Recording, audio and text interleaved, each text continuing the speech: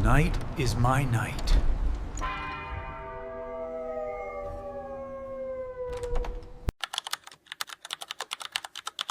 Hey guys, welcome back to the channel. Today I've got a story that's gonna keep you up at night. This happened at one of America's most prestigious libraries, and let me tell you, after you hear this, you'll never look at old buildings the same way again. But before we dive into this nightmare, make sure to hit that subscribe button and ring the notification bell. We're so close to hitting 1 million subscribers, and your support means everything. If you're enjoying the story so far, smash that like button and share this with your friends. Trust me, they're gonna want to hear this one. Alright, let's get into it. This story takes place about 20 to 25 years ago at the historic Central Research Library in downtown Philadelphia. This massive building was constructed back in the 1800s and had been through multiple renovations over the decades. The city was looking for a new night security guard, and that's when they found Frank Williams. Now, Frank wasn't some rookie looking for his first gig. This guy had been working security for over 15 years, hospitals, office buildings, you name it. He'd seen it all, or so he thought. The library administration was thrilled to have someone with his experience. On his first day, the head librarian, Mrs. Peterson, gave Frank the rundown. "Your shift is from 11 p.m. to 7 a.m., she explained. "During the day, we get hundreds of students and researchers. But at night, you'll pretty much have the place to yourself, except for the other security guards." Frank nodded confidently. "No problem, ma'am. I've been doing night shifts for years. I'm used to the quiet." What he didn't know was that this library had secrets buried deep in its history. Frank's first night started like any other. The other security guards were friendly enough, but as they were getting ready for their rounds, one of them, an older guy named Carl, pulled Frank aside. "Hey, just so you know," Carl said, lowering his voice, "you got assigned to the East Wing. Lucky you." Frank raised an eyebrow. "Lucky me? What's wrong with the West Wing?" Carl glanced around nervously. "Look, I don't want to scare you on your first night, but there's history there. Bad history. Back in 1847, there was a duel fought right outside what's now the West Wing. Two politicians, Senator Harrison Wells and Congressman Philip Morrison. Wells shot Morrison, but Morrison didn't die immediately. He stumbled into the library, bleeding out in what we now call the West Wing corridor." Frank chuckled. "Come on, man. You're trying to spook the new guy, right?" "I wish I was," Carl replied seriously. "They say every new moon, Morrison's spirit walks those halls, still looking for justice, still bleeding. Nobody likes pulling West Wing duty." Frank shook his head. "I don't believe in ghosts, Carl. Dead is dead." But as Frank would soon learn, some things refuse to stay buried. Around 2 a.m., Frank was making his rounds in the East Wing when he decided to turn on his portable radio. The library was dead quiet, too quiet. He needed some background noise to keep him company. But no matter how much he fiddled with the dial, all he got was static. He tried different stations, adjusted the antenna, even smacked the side of it a few times. Nothing. "Must be the thick walls," he muttered to himself, walking toward the main lobby. "Maybe I'll get better reception out there." As he walked through the corridors, the static slowly started to clear. He could make out bits of music, fragments of late-night talk radio.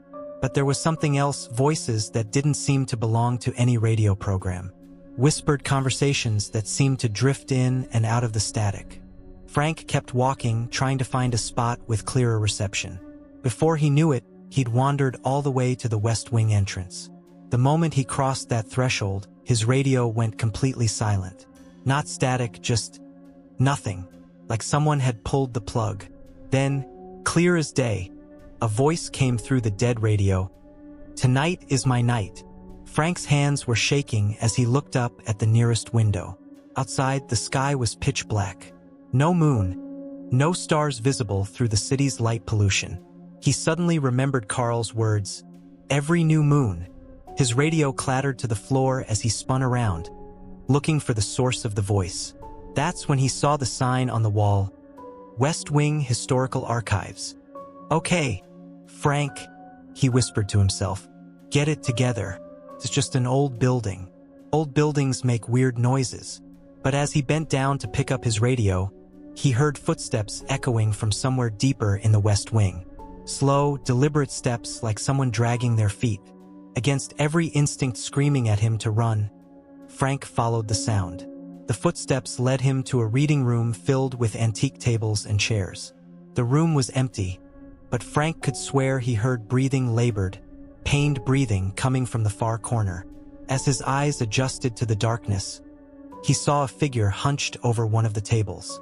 A man in old-fashioned clothes, his white shirt stained dark with what looked like blood. The figure looked up, and Frank found himself staring into the pale, anguished face of what could only be Congressman Philip Morrison. The ghost's eyes were filled with pain and rage, and when he spoke, his voice echoed with the sound of a death rattle. "He shot me down like a dog," the spirit whispered. "Left me to bleed out in this godforsaken place. But I'm still here.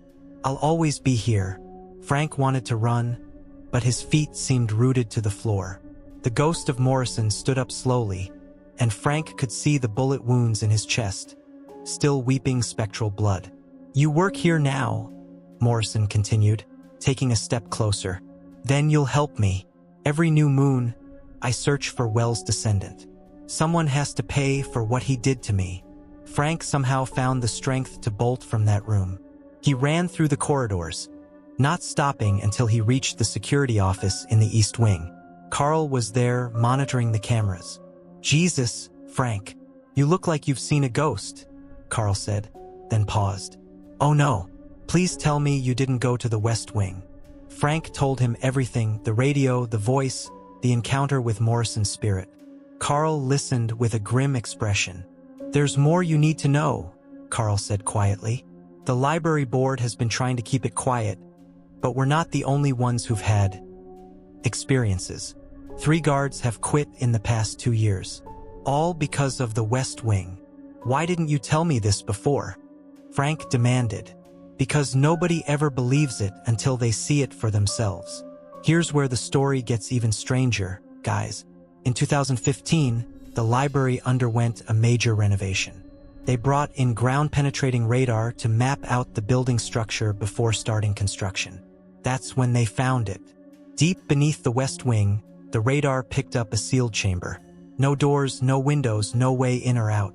Just a 1,000-square-foot room that had been completely walled off from the rest of the building.